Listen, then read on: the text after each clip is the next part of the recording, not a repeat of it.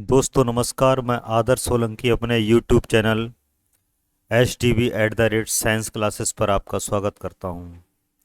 जैसा कि दोस्तों आप पहले से ही अवगत हैं कि मैं आपके लिए हर एक दो दिन बाद या डेली कोई ना कोई टॉपिक लेके आता हूं, जिस पर आपके लिए वीडियो देता हूं और आप सभी लोग बड़े प्यार से उसके लिए देखते हैं।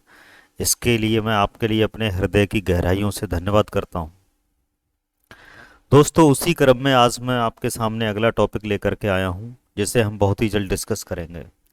लेकिन जिससे पहले हम अपने क्लास के लिए चालू करें तो मैं आपसे एक बार पुनः निवेदन करना चाहूँगा कि हमारा जो HDB@साइंस क्लासेस यूट्यूब चैनल आप अपनी स्क्रीन पर देख रहे हैं, इसके लिए सब्सक्राइब करें और इस चैनल को आगे बढ़ाने में सहयोग करें। दोस्तों जब आप इसके लिए लाइक और सब्सक्राइब करेंगे, इस चैनल को ज़्यादा से ज़्यादा लोगों तक पहुंचाने में हमारी मदद करेंगे, तो हमारा साहस और ज़्यादा दुगना होगा कि हम आपके लिए और अच्छे टॉपिक पर वीडियो लेकर के आएँ। तो भूलिएगा नहीं, इस चैनल के लिए देखने से पहले सब्सक्राइब ज़रूर करिएगा। मैं आपका बहुत ही आभारी रहूँगा। तो ठीक है दोस्तों, अब हम आगे की बात चालू करते हैं। जैसा कि दोस्तों नाइन्थ से ही हम लोग एक जो बहुत ही इम्पोर्टेंट चैप्टर है आनुवंशिकता, उसके बारे में पढ़ते हैं। उस उस टॉपिक के लिए आज हम इंटरमीडिएट की बुक बायोलॉजी से लेकर के आए हैं, जिसका नाम है principles of inheritance and variations. दोस्तों ये पार्ट बहुत ही ज़्यादा इम्पोर्टेंट है, क्योंकि ये चैप्टर एक ऐसा चैप्टर है जिससे हर क्लास, हर कंपटीशन, हर परीक्षा में कुछ ना कुछ अवश्य पूछा जाता है। तो हम आज इस चैप्टर के पहले टॉपिक के लिए देखेंगे और कोशिश करेंगे कि NCERT का एक एक शब्द अपने ध्यान में रखते हुए आगे बढ़ें। दोस्तों जैसा कि आपके लिए पेज का जो वो शुरुआत है वो दिखाई दे रही है। अब हम इसमें जो चैप्टर में जो टॉपिक हैं, बेसिकली 6 टॉपिक्स दिए गए हैं। पहला जो टॉपिक है मेंडल्स लॉ ऑफ इनहेरिटेंस। ठीक है दोस्तों, हम इसके लिए हाईलाइट कर देते हैं। आज हम जो पढ़ेंगे मेंडल्स लॉ ऑफ इनहेरिटेंस पढ़ेंगे। ठीक है, इसके बाद में अगला टॉपिक होगा इनहेरिटेंस ऑफ वन जीन, बहुत ही इम्पोर्टेंट है। Inheritance of two gene, sex determination, mutation and genetic disorder. दोस्तों ये सारे नाम आप जब सुन रहे होंगे तो आपके लिए लगता होगा कि हर कंपटीशन, हर क्लास, नाइन्थ से लेकर के किसी भी आप आगे बड़े क्लास में जाएं, ये चैप्टर आपके लिए ज़रूर मिलेगा। और कुछ टॉपिक इसके कक्षा 6 से लेकर 8 तक भी हल्के रूप में देखने के लिए मिलेंगे। तो ऐसे टॉपिक के लिए दोस्तों हम मिस करने वाले बिल्कुल भी नहीं हैं, क्योंकि इससे आपका बहुत बड़ा नुकसान होगा। हम इसके लिए आज आपके सामने पेश करेंगे। आइए पहला टॉपिक हम खोलते हैं। दोस्तों ये है आपका पहला टॉपिक है मेंडल्स लॉ ऑफ इनहेरिटेंस। दोस्तों जो मेंडल्स थे, सभी जानते होंगे, इनके लिए हम जेनेटिक्स का फादर भी कहते हैं। इन्होंने सबसे पहले आनुवंशिकता पे काम किया था। उससे पहले जानकारी नहीं थी कि किस प्रकार से जो आनुवंशिक लक्षण होते हैं अगली पीढ़ी में पहुंचते हैं। लेकिन जिस समय इन्होंने अपना काम किया था उस समय भी इनके लिए पहचाना नहीं गया था। इन्होंने अपने नियम वगैरह सब लिखे थे, लेकिन उनके लिए कोई इनका पब्लिकेशन नहीं हुआ था। तो इनके जो नियम की स्टार्ट हुई थी दोस्तों, हम थ्योरी पे ध्यान दें, देखिए। It was during the mid 19th century. ये जो हमने आपके लिए ये हाईलाइट कर दिया, ये 1 नंबर का क्वेश्चन है कि जो मेंडल्स लॉ ऑफ इनहेरिटेंस थे वो कब आए थे? मिड 19th सेंचुरी, यानी कि 19वीं शताब्दी के बीच में आए थे। ठीक, तो इन्होंने क्या किया था? उन्होंने मेंडल ने हाइब्रिडाइजेशन के एक्सपेरिमेंट किए थे। कौन से पौधे पर किए थे? गार्डन पी पर किए थे। ठीक है, बहुत ही इंपॉर्टेंट क्वेश्चन है कि किस पौधे पे किए? गार्डन पी पे किए थे। देख रहे होंगे मैं जो बार बार आपके लिए डार्क हाईलाइट कर रहा हूं, किस पे किए थे? गार्डन पी पे किए थे। इनके जो प्रयोग का जो ड्यूरेशन था दोस्तों, लगभग 7 साल तक चला था। ये समय बहुत ही इम्पोर्टेंट है, इसके लिए याद रखना बहुत ज़रूरी है। 1856 से लेके 1863 तक इन्होंने मटर के पौधों पर अपने प्रयोग किए थे। ठीक। और इनके जो प्रयोग थे उन्होंने लॉ ऑफ इनहेरिटेंस आनुवंशिक लक्षणों के आधार पर किए थे, वो भी किसी लिविंग ऑर्गेनिज्म पर। During the Mendel's investigation into the inheritance pattern it was for the first time, यानी कि जब इन्होंने इस प्रकार के इनहेरिटेंस पे काम किया था तो ये पहली ही बार था, इनसे पहले ये काम किसी ने नहीं किया था। तो इन्होंने क्या किया था, इसके लिए एनालाइज किया था और अपने इस बायोलॉजी के सब्जेक्ट में मैथमेटिकल लॉजिक का प्रयोग किया था।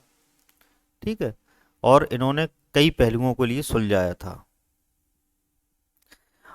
अपने प्रयोग को संचालित करने के लिए इन्होंने बहुत सारे सैंपल इकट्ठे किए, बहुत सारी स्टडी की और सैंपल के द्वारा उनका अध्ययन किया, जिससे इन्होंने जो अपना डाटा दिया था उसके लिए बहुत ज़्यादा उसका महत्व बढ़ गया था, जो उन्होंने इकट्ठा करके रखा था।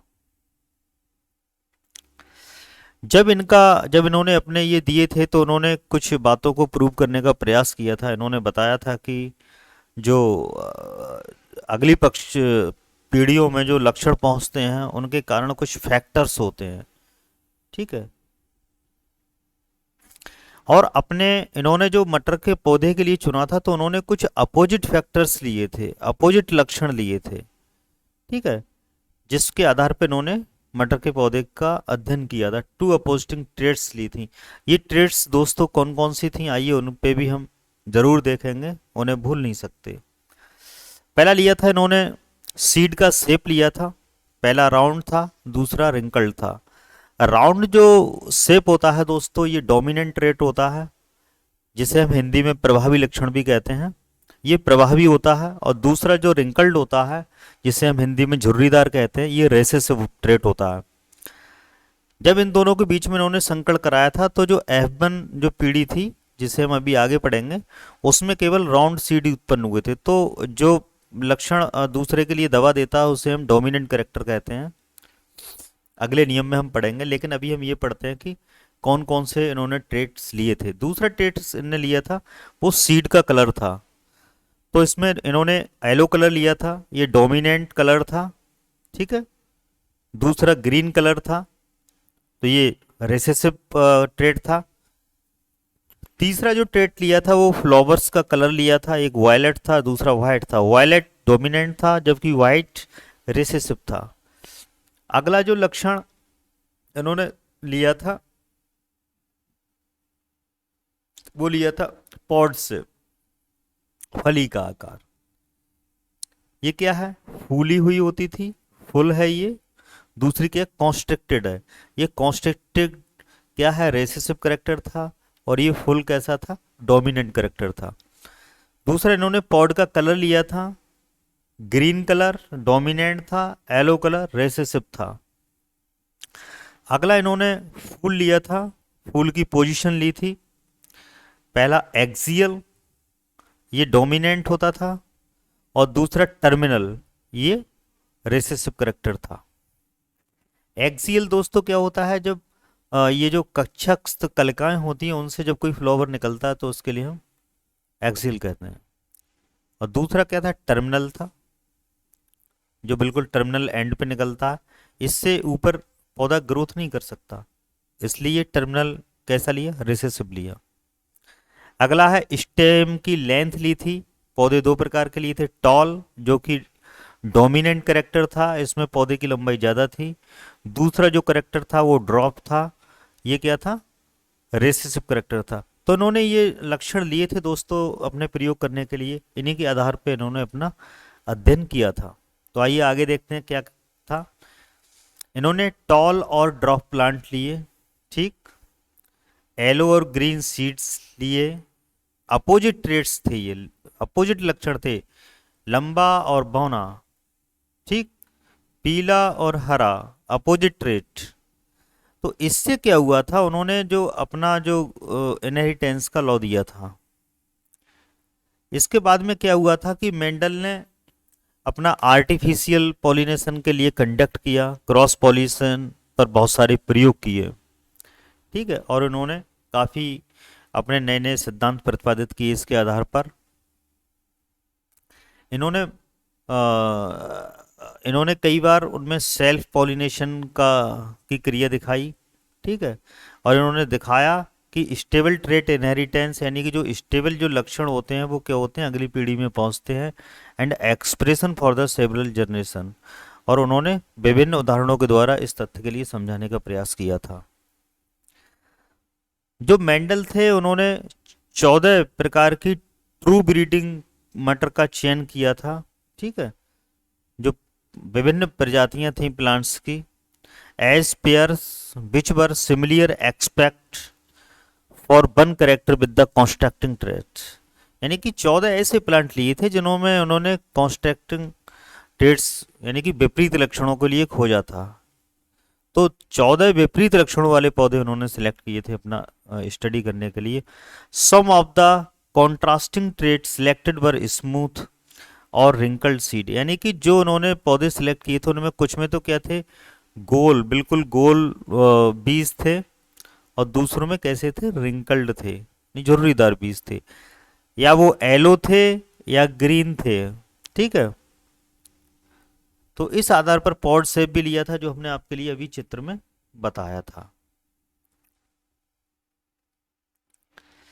इसके बाद में दोस्तों ये इन्होंने अपनी एक तालिका दी थी जिसमें लिखा हुआ है कि क्या क्या लिया था इन्होंने। जो 14 जो लक्षण लिए थे कौन कौन से थे, पहला था स्टेम की हाइट, दो प्रकार की होती थी, टॉल और ड्रॉप। दूसरा इन्होंने लिया था फ्लावर का कलर लिया था, वायलट और वाइट। फ्लावर पोजीशन ली थी एक्सियल टर्मिनल, अभी आपने देखा था इससे पहले। पॉड शेप यानी कि फूला हुआ, पिचका हुआ। पॉड कलर हरा और पीला। सीड का आकार लिया था गोल और झुर्रीदार, और सीड का रंग लिया था येलो और ग्रीन। तो इन सारे अध्ययनों पर इन्होंने अपना प्रयोग किया था दोस्तों। इसके बाद इन्होंने क्या किया था, अपने इनहेरिटेंस ऑफ वन जीन, यानी कि एक जीन किस प्रकार से अगली पीढ़ी में वंशानुगत होता है, इसके लिए इन्होंने समझाया था। इसमें इन्होंने क्या किया था कि एक अपोजिट ट्रेट्स के लिए लेकर के इसका अध्ययन किया था। इन्होंने क्या किया, he collected the seed produced as a result of cross and grew them to generate plant of hybrid generation. इन्होंने क्या किया था कि दो प्लांट में क्रॉस कराया था जिनमें अपोजिट कैरेक्टर होते थे। तो इन्होंने F1 पीढ़ी में अध्ययन किया था। F1 पीढ़ी के लिए हम फिलियल वन भी कहते हैं, ठीक है। और उनकी प्रोजेनी यानी कि संतानों का अध्ययन किया। तो इस पीढ़ी में मेंडल ने ये देखा था, Mendel observe that all the F1 progeny, यानी कि F1 पीढ़ी में जो भी संतानें उत्पन्न होती हैं वो सभी कैसी होती हैं, लंबी होती हैं, ठीक है, और अपने एक पेरेंट्स के समान लक्षण दर्शाती हैं। दोस्तों हम यहाँ देखते हैं, जैसे मान लो हम एक लंबा पौधा लेते हैं, ठीक है, एक बौना पौधा लेते हैं, ये इनके युग्मक बना देते हैं, ठीक है।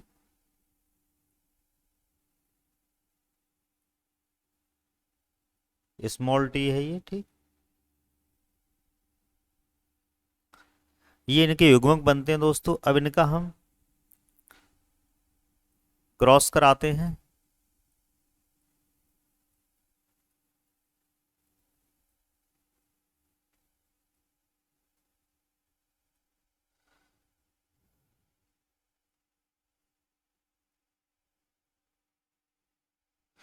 आप देख रहे होंगे कि F1 जो पीढ़ी है इसमें सभी पौधों का जो जीनोटाइप है वो बिल्कुल सेम है।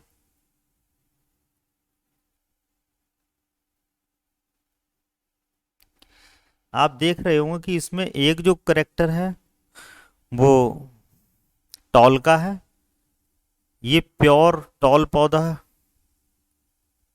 शुद्ध लंबा है। दूसरा क्या है, ड्रॉफ है, नहीं शुद्ध बौना है। जब इनके मध्य में हमने जब संकरण की प्रोसेस कराई तो ये F1 पीढ़ी है, फिलियल वन।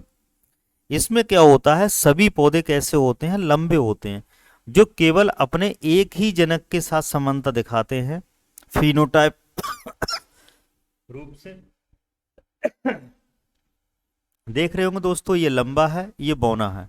लेकिन जो F1 पीढ़ी में जो पौधे सारे उग रहे हैं, ये सभी कैसे हैं, लंबे पौधे हैं। तो इससे ये सिद्ध होता है कि जो F1 पीढ़ी होती है उसमें जो बनने वाली जो प्रोजेनी होती हैं वो अपने एक ही पेरेंट के साथ समानता दर्शाती हैं, दूसरे के समान बिल्कुल भी नहीं दर्शाती। तो ये बात मेंडल ने बताई थी इनहेरिटेंस ऑफ वन जीन वाली टॉपिक में। तो आगे पढ़ते हैं, क्या है दोस्तों, नन वर ड्रॉप, यानी कि उनमें से कोई भी बौना नहीं था। आप देख रहे होंगे दोस्तों कि इनका सबका जीनोटाइप जो है कैसा है, संकर लंबे वाला है। तो सारे पौधे लंबे थे, कोई भी इसमें बौना पौधा नहीं था, क्योंकि जो लंबापन का जीन्स होता है वो प्रभावी होता है, अप्रभावी के लिए दबा देता है। तो केवल लंबा लक्षण ही F1 पीढ़ी में प्रकट होता है। तो he made similar observation for the other pair of traits, यानी कि इसी प्रकार के प्रयोग उन्होंने दूसरे लक्षणों पर भी किए। ये तो पौधे का लंबापन लिया, फिर बीज का लिया, फिर पौध का आकार लिया, तो इस प्रकार से उन्होंने सारे लक्षणों पे किया। तो उन्होंने देखा कि ये जो ऑब्जर्वेशन उनके लिए प्राप्त हुआ वो बिल्कुल सेम ही ऑब्जर्वेशन प्राप्त हुआ कि जो F1 पीढ़ी थी उसमें केवल एक ही करेक्टर प्रकट हुआ जो अपने एक पेरेंट से मिलता हुआ था। मेंडल ने इस करेक्टर के लिए जो नाम दिया था उसके लिए दिया था dominant character. Mendel then self pollinated the tall F1 plant. अब इन्होंने क्या किया था, जो प्रथम पीढ़ी में जो भी टॉल जो प्रोजेनी उत्पन्न हुए थे उनके बीच में सेल्फ पॉलिनेशन की प्रोसेस कराई, स्वपरागण की क्रिया कराई, ठीक है,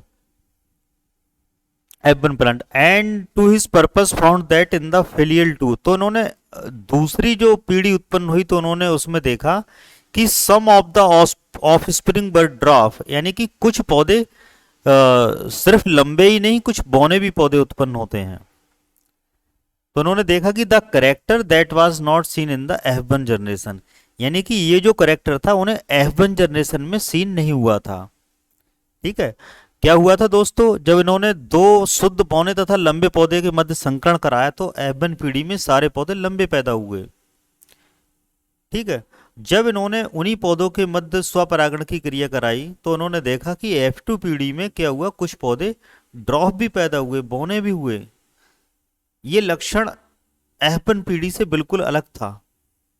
अब आगे इन्होंने क्या किया, the proportion of the plant were dwarf were 1/4, यानी कि इसमें जो ड्राफ्ट यानी कि बौने पौधे का जो अनुपात था वो 1/4 था, यानी कि 1/4 था। 3 पौधे अगर लंबे थे तो एक पौधा कैसा हुआ था, बौना हुआ था। ठीक है, और 3/4 of the F2 plant were toll, यानी कि 1/4 तो ड्रॉप था, बौने थे, और 3/4 कैसे थे, लंबे पौधे थे। कहने का मतलब 3 पौधे लंबे थे तो एक पौधा कैसा था, बौना था। The tall and dwarf traits were identical to their parental type, यानी कि जो ड्राफ और टाल पौधे लंबे इस F2 पीढ़ी में पैदा हुए वो अपने क्या थे, पेरेंट्स के समान ही थे।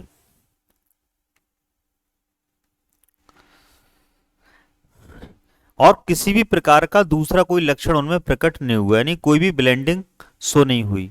That is all the of spring बर आइदर टॉल और ड्रॉप, यानी कि ये प्राप्त हुआ कि या तो पौधे लंबे थे या कैसे थे, बौने थे। नन बर ऑफ इन बिटवीन हाइट, यानी कि कोई भी पौधा ऐसा उत्पन्न नहीं हुआ जो लंबे और बौने के बीच का हो, यानी कि दोनों प्रकार के जो पौधे उत्पन्न हुए 1/4 एंड 3/4 रेशियो में वो बिल्कुल अपने पेरेंट्स की समान थे, यानी कि 3/4 कैसे थे, टॉल थे, 1/4 कैसा था, ड्रॉप था। Similar result were obtained with the other traits, यानी कि जब इन्होंने दूसरे लक्षणों पर ये F2PD वाला अपना प्रयोग किया तो बिल्कुल सेम रिजल्ट पैदा हुए 1/4 और 3/4 रेशियो में। तो इन्होंने ये स्टडी किया इससे कि only one of the parental traits were expressed in the F1 generation. तो इन्होंने बताया था कि F1 पीढ़ी में केवल जो जितने भी लक्षण प्रकट होते हैं वो केवल एक ही पेरेंट के लिए एक्सप्रेस करते हैं, एक ही पेरेंट के लिए दर्शाते हैं। जबकि जो F2 पीढ़ी होती है उसमें जो होते हैं दोनों प्रकार के ट्रेट एक्सप्रेस किए जाते हैं 3/1 रेशियो में। यानी कि अगर 3 का करेक्टर डोमिनेंट होता है तो 1 का रेशियो कैसा होता है, रेसेसिव होता है।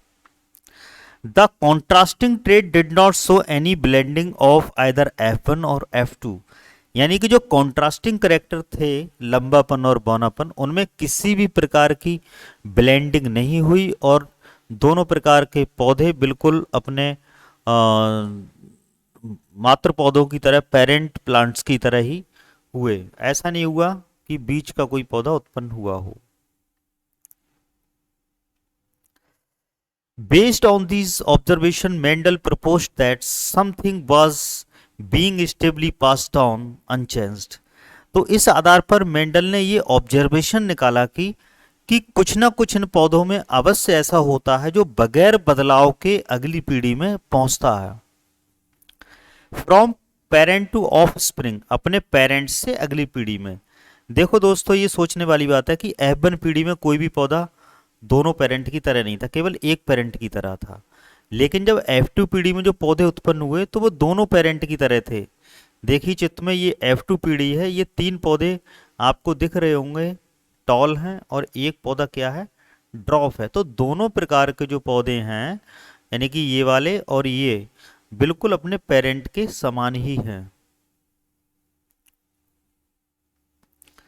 तो इन्होंने ये बताया कि F1 में देखो दोनों एक पेरेंट्स की तरह है, लेकिन जब इन पौधे के बीच संकरण कराया तो कहने का मतलब ये है कि जो ये वाला जो करेक्टर है, बौनेपन का जो लक्षण है, वो इन पौधों में कहीं ना कहीं छुपा हुआ था, जो F1 पीढ़ी में शो नहीं हुआ, लेकिन ये F2 जनरेशन में जाकर के शो हुआ। यानी कि कुछ ना कुछ मेंडल ने ये बताया था अवश्य ऐसा इनके अंदर बगैर बदलाव के छुपा हुआ रहता है जो अगली पीढ़ी में गैमीट्स के रूप में पहुंचता है। ठीक है। Over the successive generation he called these thing as the factors. तो मेंडल ने इसी के लिए फैक्टर्स कहा था, फैक्टर्स।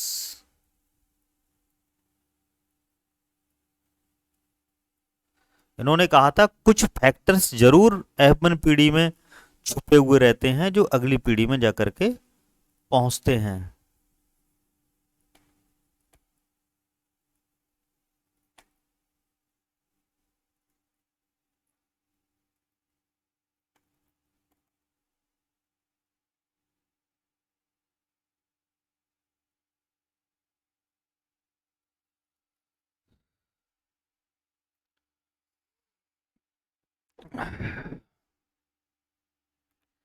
उस समय जीन के बारे में जानकारी नहीं थी, जीन के बारे में बाद की खोजों से पता चला था।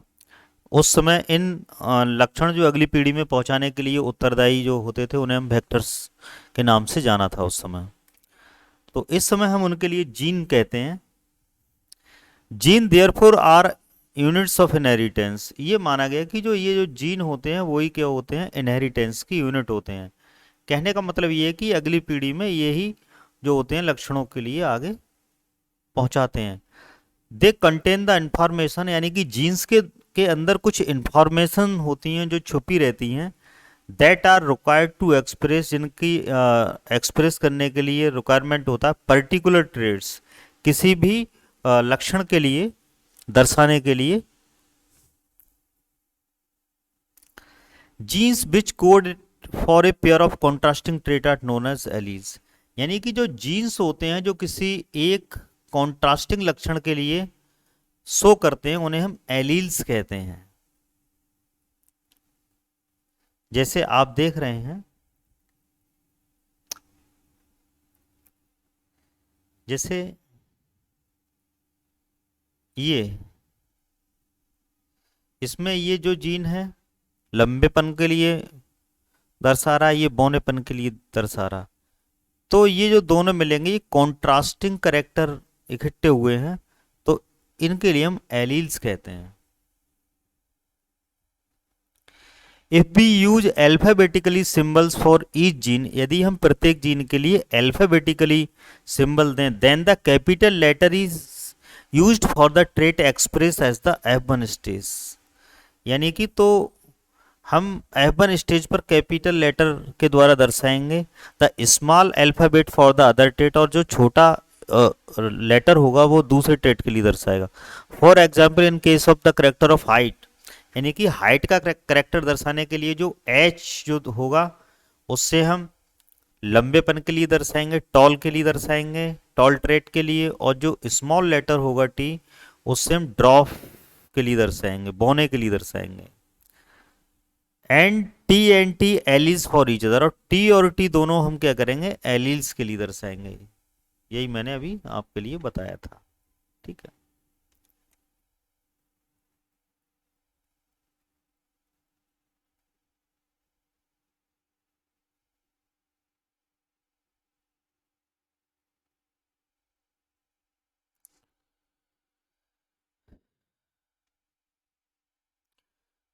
इससे आगे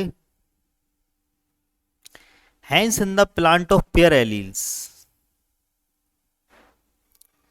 यानी कि पेयर एलील्स में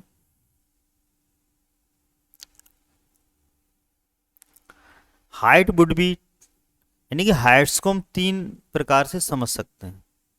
तीन प्रकार के एलील्स इसमें हो सकते हैं, T T, small capital T small T and T T. यानी कि ये जो टी टी है ये शुद्ध लंबे पौधे के लिए दर्शाएगा, ये संकर लंबे के लिए दर्शाएगा। संकर लंबा इसलिए क्योंकि इसमें एक जीन किसका है, बौनेपन का है, और ये शुद्ध बौने पौधे के लिए दर्शाएगा। Mendel also propose that in a true breeding tall और dwarf pea variety the allelic pair of genes for height are identical और homozygous T T and T T. यानी कि जो होमोजाइगस प्लांट होते हैं, होमोजाइगस का मतलब होता है वे पौधे जिनमें दोनों जो ट्रेट के जीन हैं वो सेम हो, तो ऐसे प्लांट्स के लिए हम होमोजाइगस प्लांट कहते हैं। ये देखिए दोस्तों, टी और टी, यानी कि टी और टी, इसमें क्या, ये वाला टी भी लंबेपन के लिए है, ये वाला टी भी क्या है, लंबेपन के लिए है। तो हम कह सकते हैं ये प्लांट कैसा है, होमोजाइगस है। दूसरा अगर हम लेते हैं तो small T and small T, ये दोनों जो फैक्टर हैं या जीन हैं, ये दोनों, ये भी बौनेपन का है, ये भी बौनेपन का, ये भी कैसा है, होमोजाइगस है। लेकिन जब ये एक लंबेपन का हो एक बौनेपन का हो तो उसे हम हेट्रोजाइगस कहते हैं। TT and TT are called the genotype, यानी कि टीटी और टीटी के लिए हम क्या कहते हैं, जीनोटाइप कहते हैं ऑफ द प्लांट। यानी कि जो पौधे का वह रूप जो जीनों के लिए दर्शाता है इसे हम कहते हैं जीनोटाइप। पौधों के दो प्रकार से बता सकते हैं, एक जीनोटाइप, दूसरा होता है फिनोटाइप।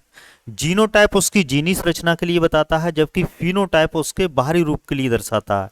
किसी भी पौधे का हम फिनोटाइप देख करके ये नहीं बता सकते कि उसका जीनोटाइप क्या है। जैसे आप देखेंगे प्योर टाल एंड हाइब्रिड टाल, इन दोनों का जीनोटाइप अलग अलग है लेकिन इन दोनों का फिनोटाइप सेम है। ये भी लंबा पौधा होगा, ये भी लंबा पौधा होगा। देख करके हम इनमें अंतर नहीं कर पाएंगे, तो हम ये कह सकते हैं कि जब जीनोटाइप भिन्न होता है तो फिनोटाइप सेम हो सकता है, या सेम फिनोटाइप का जीनोटाइप भिन्न हो सकता है। ठीक है, as the Mendel found in the phenotype of the F1 heterozygous, यानी कि मेंडल ने क्या किया था, जो F1 पीढ़ी में जो पौधे उत्पन्न हुए थे वो कैसे थे, सभी पौधे हेट्रोजाइगस थे, क्योंकि उनमें एक जीन लंबेपन का था एक जीन बौनेपन का था। To be exactly like the TT, और जो वो थे किसकी तरह, टीटी की तरह थे। देखिए दोस्तों, ये F1 पीढ़ी का पौधा है, ये क्या है, जो पेरेंट है ये, ठीक है, डोमिनेंट पेरेंट है। तो देखिए कि ये दोनों जो देखने में इनका फिनोटाइप था बिल्कुल सेम था, दोनों कैसे थे, लंबे थे। अपीयरेंस यानी कि दिखावट में ये दोनों पौधे कैसे होते हैं, सेम होते हैं, exactly like the TT parent in the appearance. He propose that in pair of dissimilar factor, यानी कि हम जो विभिन्न प्रकार के जोड़े में वन डोमिनेट एंड अदर, यानी कि वन कैसा होता है, डोमिनेट होता है, the other in the F1, यानी कि जो F1 पीढ़ी में जो शो करता है वो कैसा होता है, डोमिनेंट करेक्टर होता है। And hence is called the dominant while the other factor is recessive, यानी कि जो फैक्टर शो नहीं होता है। जैसे इसका जीनोटाइप में ये एक जीन किसका था, रेसेसिव था, लेकिन ये प्रथम पीढ़ी में शो नहीं हुआ, तो ये क्या होगा, रेसेसिव होगा।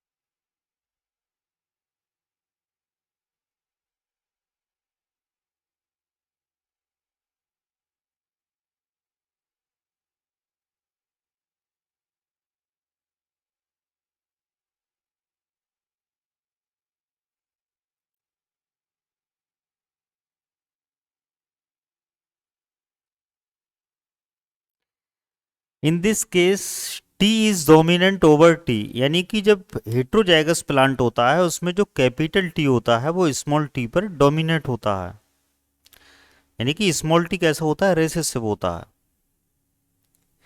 ही observed identical behaviour of the all the other character traits that be studies.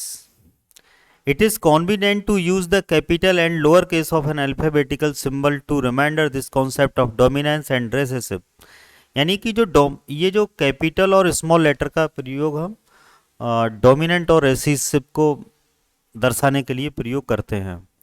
Do not use T for tall and D for dwarf because you will find it difficult to remember, यानी कि हम T for tall और D यूज नहीं करते हैं क्योंकि इससे हमें यानी कि कंफ्यूजन हो जाएगा इन्हें एलील्स को पहचानने में।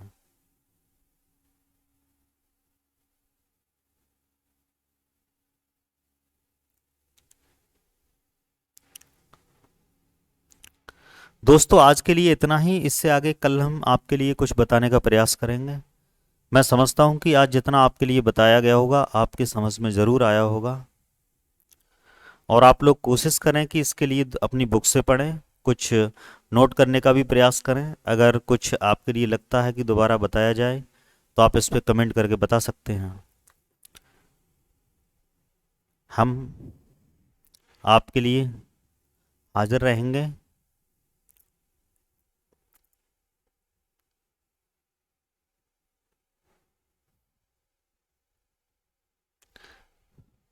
दोस्तों एक बार हम आपसे फिर कहना चाहेंगे कि अब हमारा जो यूट्यूब चैनल है आप देख रहे हैं सामने HDB@साइंस क्लासेस, इसके लिए ज़रूर सब्सक्राइब करिए, क्योंकि ये जो हम आपके लिए टॉपिक लेकर के आते हैं इसीलिए लेकर के आते हैं ताकि आपके लिए लाभ पहुँचे। यदि आप इस चैनल के लिए ज़्यादा से ज़्यादा सब्सक्राइब करेंगे तो जाहिर सी बात है ये वीडियो ज़्यादा से ज़्यादा लोगों तक पहुँचेगा। इसी के साथ मैं आप सब लोगों का धन्यवाद करना चाहता हूँ कि आप लोग इतने उत्साह से इसके लिए सुनते हैं। आपके लिए बहुत बहुत धन्यवाद।